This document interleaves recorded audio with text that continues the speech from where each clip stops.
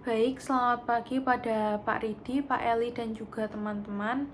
Pada pagi hari ini saya dan kelompok saya akan mempresentasikan tentang nilai lokal yang mengambil tentang kebudayaan wayang.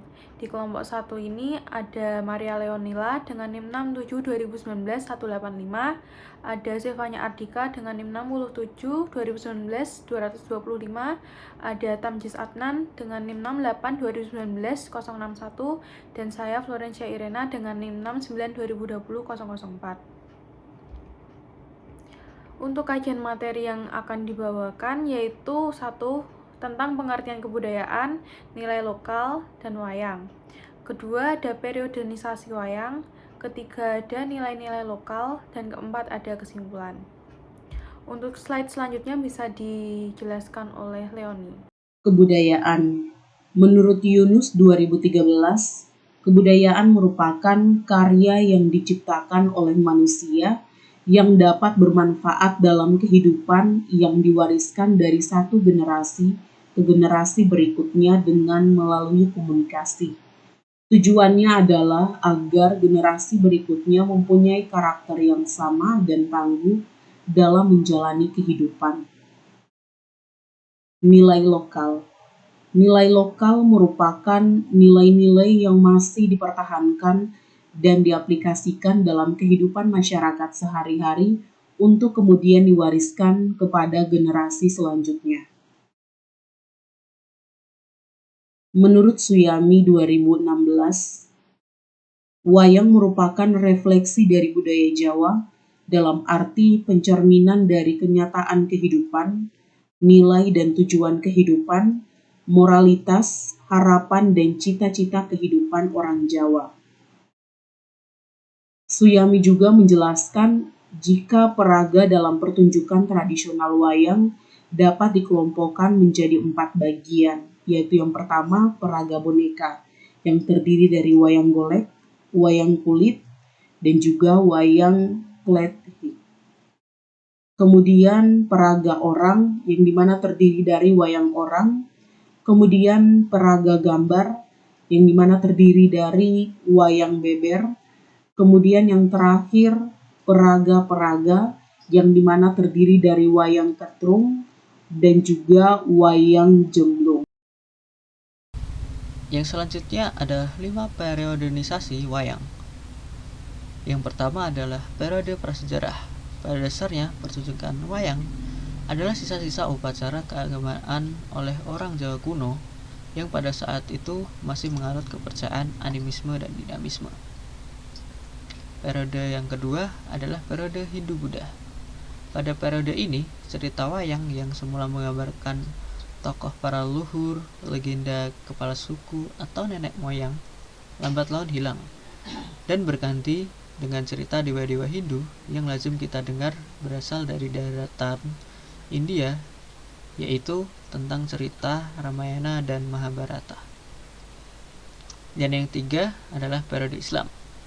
Pada periode Islam, mahakarya para wali dalam menyempurnakan bentuk muka yang semula pada wayang tersebut wajah tampak dari depan dirubah menjadi wajah tampak samping. Dengan warna wayang yang semula hanya putih dan hitam dari bubuk bakaran tulang dan jelaga dikembangkan menjadi berbagai warna. Tangan-tangan raksasa pun yang semula menyatu dengan tubuhnya dibuat dengan lengan tangan sambungan atau sendi sehingga dapat digerakkan. Dan juga pada periode Islam ini menambahkan banyak ragam wayangnya. Periode yang keempat adalah periode kolonial.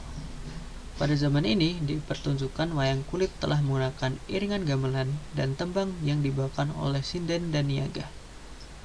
Namun, pertunjukan wayang pada saat itu tidak berfungsi sebagai upacara agama, akan tetapi telah menjadi bentuk kesenian klasik tradisional dan hanya sebagian kecil masyarakat yang sekali masih mempergelarkan untuk upacara agama. Saya akan melanjutkan 5 periodenisasi wayang. Periode pasca kemerdekaan. Pada periode ini, pertunjukan wayang juga merupakan suatu bentuk kesenian, bukan lagi sebagai sebuah acara keagamaan atau acara ritual. Dalam hal ini, wayang menjadi seni teater total dari seorang dalang ketika ia mengisahkan lakon. Wayang memiliki fungsi tidak hanya sebagai hiburan, tetapi juga sebagai sarana pendidikan dan komunikasi massa, pendidikan kesenian, pendidikan sastra, filsafat, dan agama. Pada periode ini muncul wayang suluh Pancasila yang menceritakan tentang kondisi politik pada saat itu. Cerita wayang pada setiap pertunjukan tradisional terdapat nilai-nilai luhur yang berguna untuk masyarakat karena dapat mengetahui gambaran kehidupan manusia dan harus bagaimana hidup ini dilakukan oleh manusia. Kehidupan dari perkembangan wayang di Indonesia membuktikan bahwa seni wayang terkandung nilai-nilai budaya yang sangat tinggi di dalamnya. Hikmah yang didapatkan dalam kehidupan masyarakat diantaranya tumbuhnya kembali bentuk-bentuk budaya lokal. 1. Nilai religius. Dalam cerita pertunjukan wayang tradisional yang berjudul Petruk Dadi Ratu, bahwa Petruk sebenarnya hanyalah Punokawan yang sebagai abdi dari golongan ksatria. Namun demikian, para tokoh ksatria tidak ada yang protes karena sudah menjadi jalan cerita hidup manusia. Dengan arti urip mung sadherma nglakoni, manungsa mung kinarya ringgit kang winayangke dening Hyang Kang Murben dumadi. Yang artinya manusia hidup sekedar menjalani, sedangkan pula manusia hanya sebagai wayang yang dimainkan oleh Tuhan yang Maha Pencipta. Maksudnya bahwa di atas dari kekuatan dan kekuasaan manusia masih terdapat kekuatan dan kekuasaan adrikodrati yang mempunyai kekuasaan penuh dan menentukan nasib manusia, yaitu Tuhan yang Maha Pencipta. Nilai religius yang terkandung dalam cerita wayang yang berjudul Petruk Dadi Ratu, bahwa manusia harus mempunyai kepercayaan untuk berserah diri kepada Sang Pencipta, yaitu Tuhan Yang Maha Esa.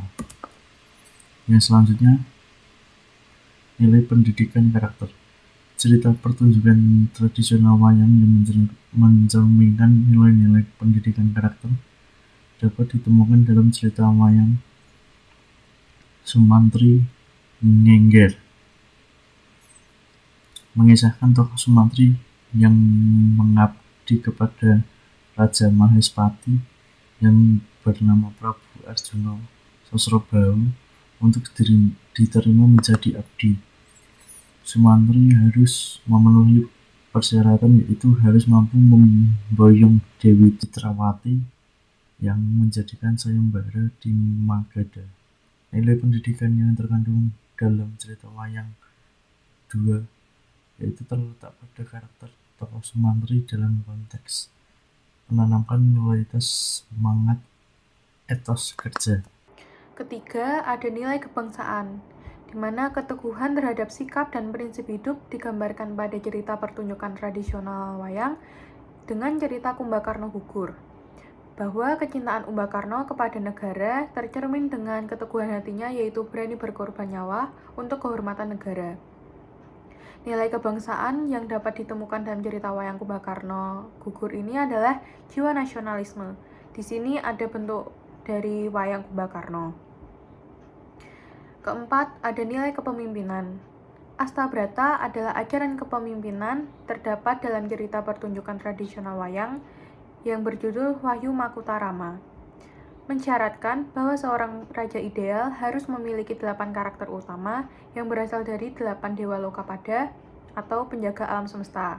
Di antaranya yaitu ada pemurah atau Indra, tegas dalam melaksanakan hukum atau Yama, bijaksana dan halus dalam bertutur kata atau Surya, dermawan atau Kuwara, cerdas dan cendekia atau Baruna, berani dan bersemangat baja atau Brahma.